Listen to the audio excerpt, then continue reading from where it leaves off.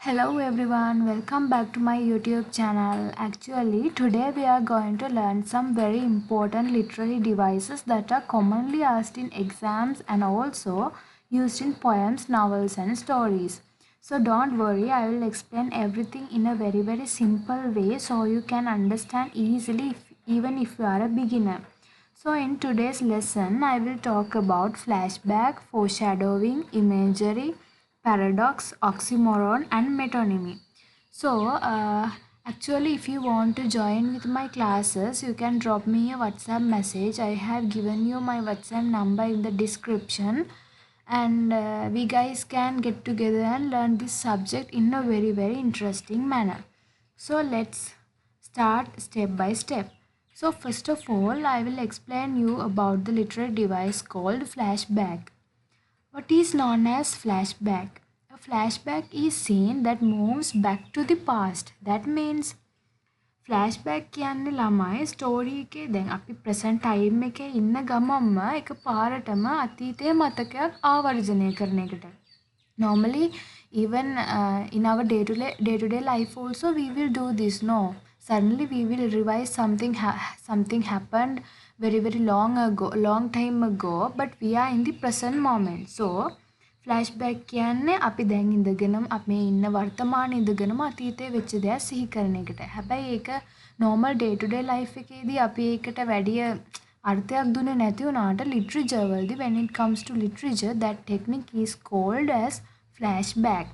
So I have given you one example also. This story shift to the hero's childhood. That means දැන් රයිටර්ට පුළුවන් ඒ කතාවේ කතානායකයාගේ චරිත ගැන එයාගේ කතාව ගෙනියන ගමන්ම එයාගේ childhood එක ගැන මොකක් හරි memory එකක් memorize කරන්න. So I will give you more examples also. Just imagine in a war situation, war story, a soldier remembers his family at home. ඒ සෝල්ජර්ට මතක් වෙන්න පුළුවන් එයාගේ ගෙදර එයා කලින් ජීවත් වෙච්ච හැටි.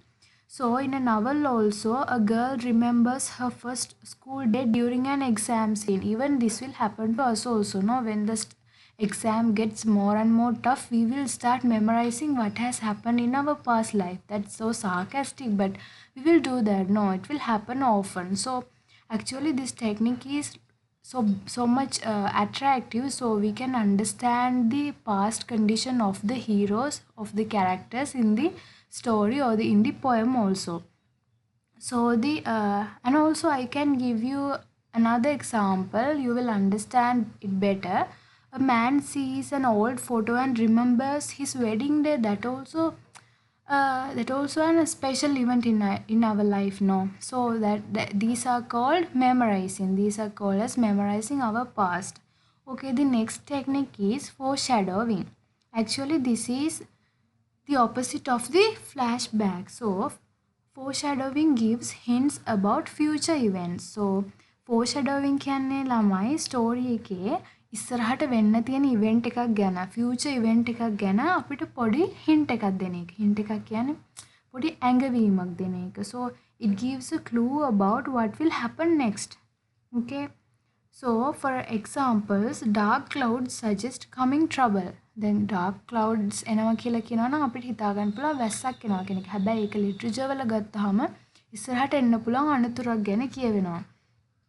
So a broken mirror appears. If a broken mirror appears, it means that future bad luck is on the way. So even if we look at a broken mirror, we will see ourselves as broken pieces. No, so it defines that a future bad luck will happen in the future. So, and also another familiar example is there.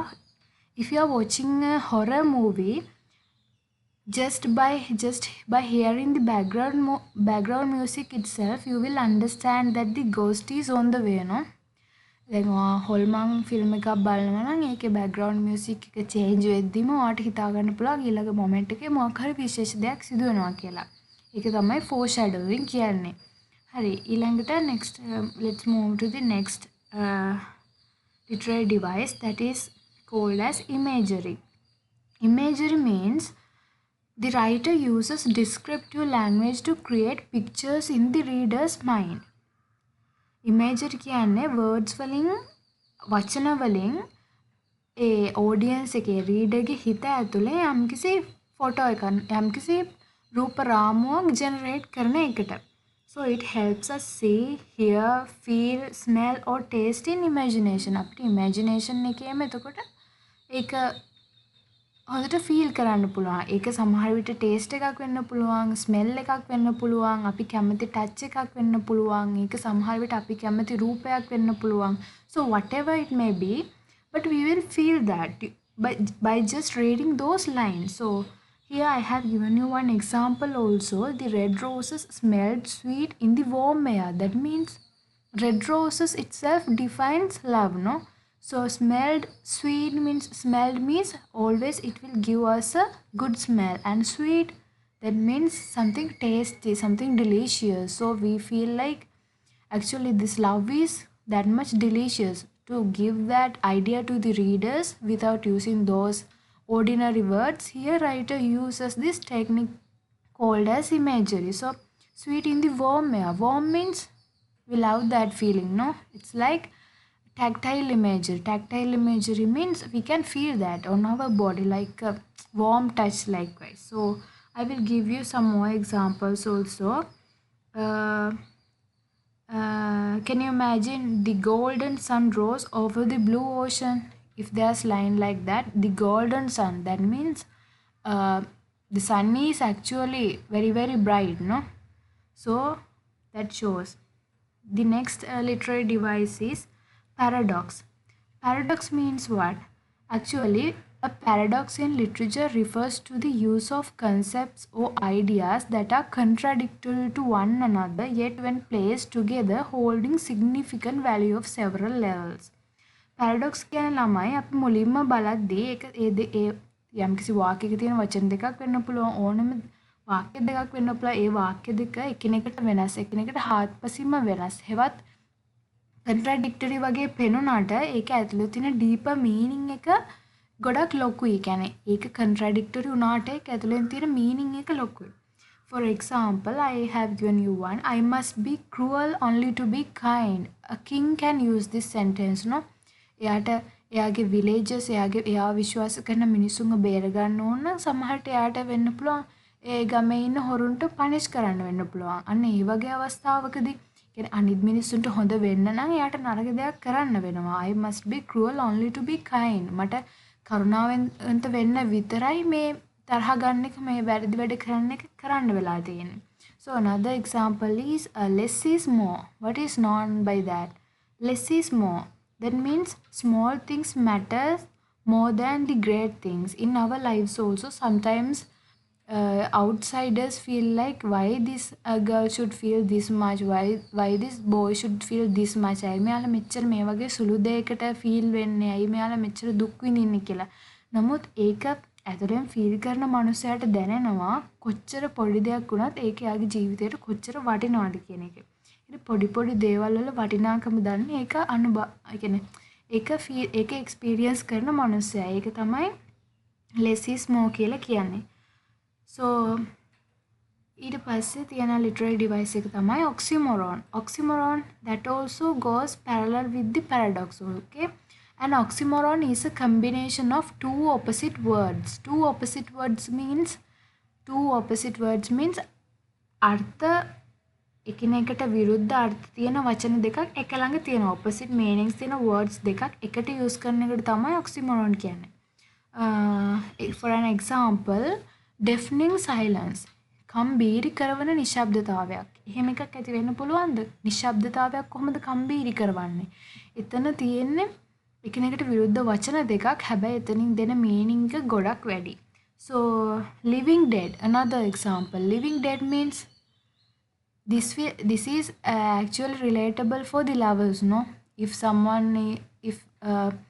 actually like in our normal life also, if someone wants to hide their pain, they will say like I am living in a dead body. Mama මැරුණු ඇඟක මම ජීවත් වෙන්නේ. කියන්නේ his or her soul is already dead, but he or she is living in order to do their responsibilities and duties they are carrying with them.